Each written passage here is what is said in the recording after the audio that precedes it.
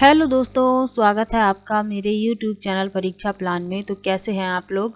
I hope अच्छे होंगे। और जैसा कि आप लोगों को पता है कि मैं गद्यांश और पद्यांश को सॉल्व करवा रही हूं, तो चलिए आज के वीडियो को शुरू करते हैं। आज की वीडियो में एक गद्यांश और एक पद्यांश लेंगे और उनके प्रश्नों को हल करेंगे। तो पहला ये गद्यांश दिया गया है और ये प्रश्न दिए गए हैं। तो पहले क्या करना है?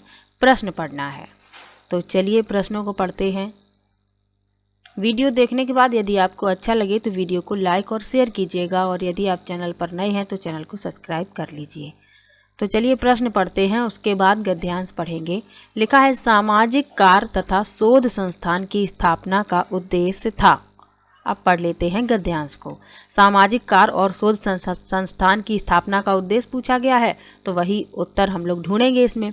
लिखा है, मुझे मालूम नहीं था कि भारत में तिलोनिया नाम की भी कोई जगह है जहां हमारे देश के समसामयिक इतिहास का एक विस्मयकारी पन्ना लिखा जा रहा है। उस वक्त तक तिलोनिया के बारे में मुझे इतनी ही जानकारी थी कि वहां एक स्वावलंबी विकास केंद्र चल रहा है जिसे स्थानीय ग्रामवासी स्त्री पुरुष मिलकर चला रहे हैं। मुझे वहां जाने का अवसर मिला। बस्ती क्या थी? कुछ पुराने और कुछ नए छोटे छोटे घरों का झुरमुट थी। वहाँ एक सज्जन ने बताया कि एक सुशिक्षित तथा उसके दो साथियों टाइपिस्ट तथा फोटोग्राफर ने मिलकर 1972 में इस संस्थान की स्थापना की थी।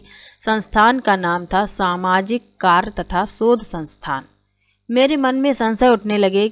आज के ज़माने में वैज्ञानिक उपकरणों और जानकारी के बल पर ही तरक्की की जा सकती है, उससे कटकर और अवहेलना करते हुए नहीं की जा सकती। एक पिछड़े हुए गांव के लोग अपनी समस्याएं स्वयं सुलझा लेंगे, यह नामुमकिन था। वह सज्जन कहे जा रहे थे, हमारे गांव आज नहीं बसे हैं, इन गांवों में शताब्दियों से हमारे पूर्वज रहते आ रहे हैं। पहले ज़माने में भी हमारे लोग अपनी सूझ और पहलकदमी के बल पर ही अपनी दिक्कतें सुलझाते रहे होंगे। ज़रूरत इस बात की है कि हम शताब्दियों की इस परंपरागत जानकारी को नष्ट ना होने दें, उसका उपयोग करें। फिर मुझे समझाते हुए बोले, हम बाहर की जानकारी से भी पूरा लाभ उठाते हैं, पर मूलतः स्वावलंबी बनना चाहते हैं, स्वावलंबी और आत्मनिर्भर। तो यही प्रश्न का उत्तर है कि सामाजिक कार्य तथा शोध संस्थान की स्थापना का उद्देश्य क्या है? उन्हें स्वावलंबी और आत्मनिर्भर बनाना। तीसरा विकल्प इस प्रश्न में सही है।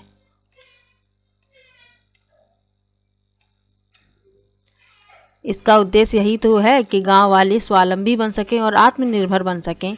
तीसरा विकल्प इसमें सही है। अगला प्रश्न है, लेखक का मानना था। तो लेखक का क्या? पहले पैराग्राफ में तो बताया नहीं गया है, पढ़ लिया था अभी। यहाँ से पढ़ते हैं। वहाँ एक सज्जन ने बताया कि एक सुशिक्षित तथा उसके दो साथियों टाइपिस्ट तथा फोटोग्राफर ने मिलकर 1972 में इस संस्थान की स्थापना की थी। संस्थान का नाम था सामाजिक कार्य तथा शोध संस्थान SWRC। मेरे मन में संशय उठने लगे, मेरे मतलब कि लेखक के मन में। आज के ज़माने में वैज्ञानिक उपकरणों और जानकारी के बल पर ही तरक्की की जा सकती है, इससे कटकर और अवहेलना करते हुए नहीं की जा सकती। तो यही तो प्रश्न का उत्तर है। लिखा है, आधुनिक समय में वैज्ञानिक उपकरणों और जानकारी से कटकर उसकी अवहेलना करके तरक्की नहीं की जा सकती, लेखक ऐसा मानते थे। चौथा विकल्प इस प्रश्न में सही है। अगला प्रश्न है, संस्थान के निर्णय और संचालन में आधारभूत भूमिका इनमें से किसकी है? पहला विकल्प है संस्थापक की, दूसरा है केवल गरीब और दलित महिलाओं की, तीसरा है उस गांव में रहने वाले सभी लोगों की, और चौथा है गांव प्रधान की। तो यदि आप एक बार पूरा पैसेज पढ़ लेंगे तो फिर दोबारा पढ़ने की आवश्यकता नहीं पड़ेगी, क्योंकि संस्थान के निर्णय और संचालन में आधारभूत भूमिका है उस गांव में रहने वाले सभी लोगों की। तीसरा विकल्प इसमें सही है। अगला प्रश्न है, आत्म उपसर्ग किस शब्द में नहीं है? यानी कि आत्म उपसर्ग से कौन सा शब्द नहीं बना है, ये पूछा गया है। तो ये तो बहुत ही सरल है। परमात्मा जो है आत्म उपसर्ग से नहीं बना है, बाकी सब में आत्म उपसर्ग लगा हुआ है। चौथा विकल्प इसमें सही है।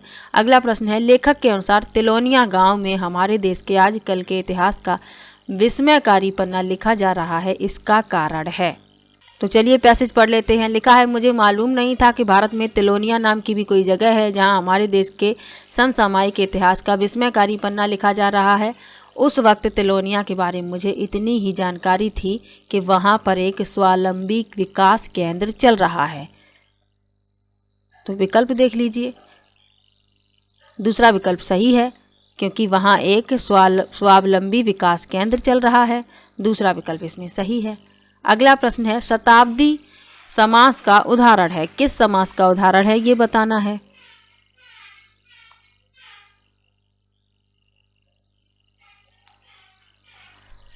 तो शताब्दी जो है 100 वर्षों का समय शताब्दी कहलाता है। तो इसमें कौन सा समास है? द्विगु समास है, क्योंकि ये पूर्व पद में संख्यावाचक जो होते हैं पद जिनमें पूर्व में संख्या लगी होती है, तो ऐसे किस समास के उदाहरण होते हैं सब? द्विगु समास के। तो इसमें द्विगु समास होगा। बहुब्रीहि समास किसे कहते हैं? जिसमें कोई पद प्रधान नहीं होता, यानी जिस शब्द में कोई पद प्रधान नहीं होता, दोनों पद मिलकर किसी तीसरे पद की ओर संकेत करते हैं, बहुब्रीहि समास कहलाता है। तत्पुरुष समास किसे कहते हैं? जिस समास में बाद का यानी उत्तर पद प्रधान होता है तथा दोनों पदों के बीच एक कारक चिन्ह लुप्त होता है, तत्पुरुष समास कहलाता है। अव्ययी भाव समास किसे कहते हैं? जिस समास का पहला पद अव्यय तथा प्रधान हो उसे अव्ययी भाव समास कहते हैं। तो ये भी साथ में याद रखिए। अगला प्रश्न है, गांधी जी को फिल करना है, मान्यता नहीं देते हैं। गांधी जी को मान्यता नहीं देते हैं, किसको मान्यता नहीं देते हैं? चलिए पैसेज पर चलते हैं। तो यहाँ लिखा हुआ है, गांधी जी की मान्यताओं के अनुरूप सादापन, कर्मठता, अनुशासन, सहभागिता, तो इतने को मान्यता देते हैं। जिसको नहीं देते हैं वह बताना है। तो अकर्मण्यता नहीं लिखा है उसमें, और गांधी जी इसी को मान्यता नहीं देते हैं। तीसरा विकल्प इसमें सही है। अगला प्रश्न है, निम्नलिखित में से संज्ञा का उदाहरण नहीं है, यानी जो संज्ञा नहीं है वह बताना है। संज्ञा की परिभाषा क्या होती है? किसी वस्तु, स्थान, प्राणी या गुण के नाम को संज्ञा कहते हैं। इसमें जो संज्ञा नहीं है वह बताना है। पहला विकल्प है आत्मनिर्भरता, दूसरा है स्वावलंब, तीसरा है अनुशासन और चौथा है अनुशासित। तो अनुशासित जो है संज्ञा का उदाहरण नहीं है। अगला प्रश्न है, उपयोगी शब्द का विलोम है। तो उपयोगी का विलोम क्या होता है? अनुपयोगी। दूसरा विकल्प इसमें सही है। तो गद्यांश से जितने भी प्रश्न थे उनको सॉल्व कर लिया। अब आते हैं पद्यांश पर। तो चलिए पहले प्रश्न पढ़ते हैं। लिखा है, काले बादल में रहती चांदी की रेखा पंक्ति का भाव है। तो लिखा है, सुनता हूँ मैंने भी देखा काले बादल में रहती चांदी की रेखा। काले बादल जाति द्वेष के, काले बादल विश्व क्लेश के। तो काले बादल में देखी चांदी की रेखा का भाव पूछा गया है। काले बादल उठते पथ पर नर स्वतंत्रता के प्रवेश के, सुनता आया हूँ है देखा काले बादल में हंसती चांदी की रेखा। यानी कि इसमें पंक्ति का जो भाव है, विपत्तियों के बीच आशा की किरण दिखाई देना, दूसरा विकल्प इसमें सही है। अगला प्रश्न है, काले बादल प्रतीक हैं। काले बादल किसके प्रतीक हैं ये पूछा गया है। पहला विकल्प है गर्मी से मुक्त, दूसरा है जातिगत वैमनस्य, तीसरा है मानसून द्वारा आने वाली खुशहाली और चौथा है तूफान। तो यहाँ आप पद्यांश में देख सकते हैं, काले बादल जाति द्वेष के, काले बादल विश्व क्लेश के। तो यहाँ क्या लिखा हुआ है? जातिगत वैमनस्य के प्रतीक हैं काले बादल। दूसरा विकल्प इसमें सही है। अगला प्रश्न है,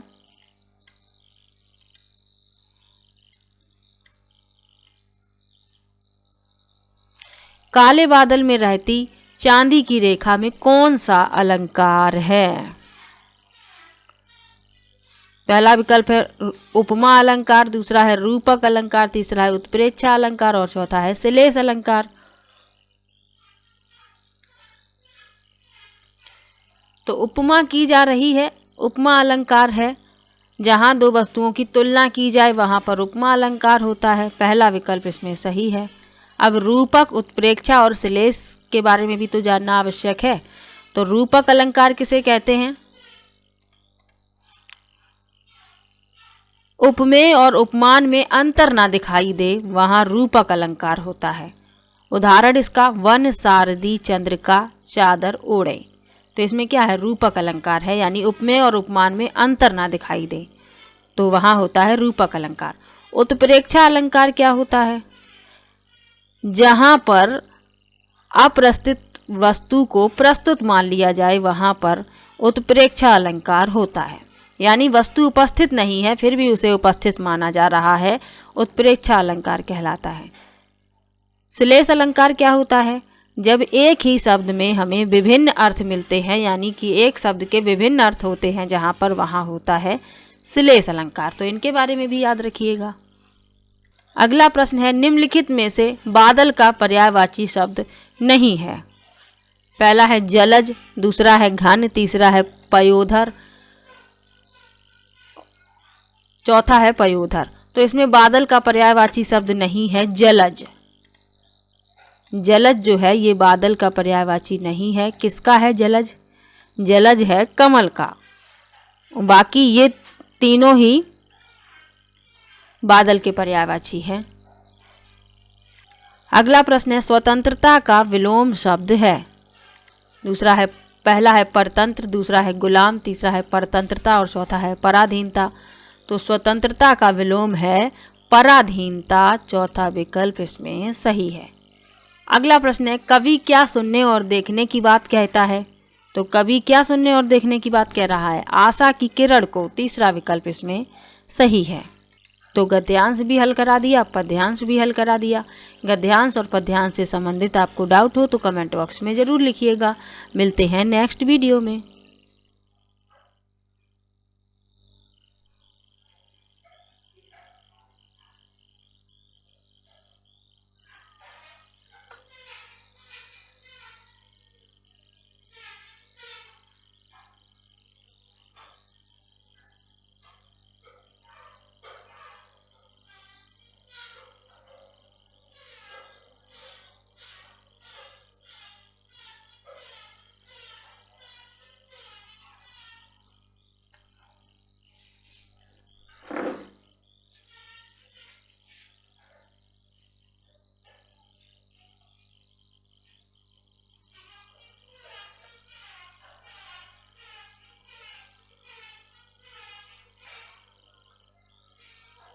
तो वीडियो कैसा लगा कमेंट बॉक्स में ज़रूर बताइएगा। वीडियो को लाइक कीजिए, शेयर कीजिए और चैनल को सब्सक्राइब कर लीजिए।